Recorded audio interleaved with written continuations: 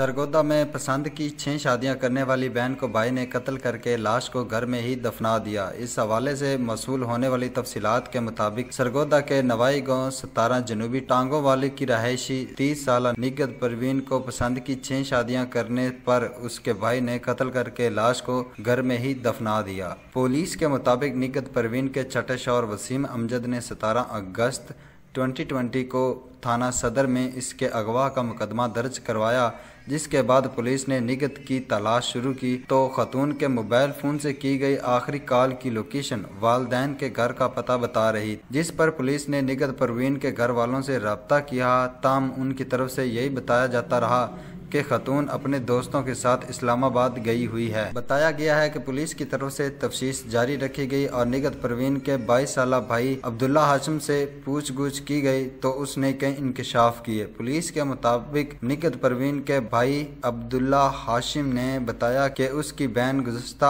8 बरसों से उनकी बदनामी का बायस बन रही थी, क्योंकि वो अब तक अपनी पसंद की 6 शादियां कर चुकी थी, जिसकी वजह से गांव के लोग भी इसकी बहन के किरदार की वजह से इन सब को अच्छा नहीं समझते थे। इसलिए जब वो छठी शादी करके घर आई तो उसके भाई अब्दुल्ला हाशिम ने निगत परवीन को कमरे में बंद करके फायरिंग करते हुए कत्ल कर दिया, जबकि उसकी लाश को कमरे में ही दफना दिया।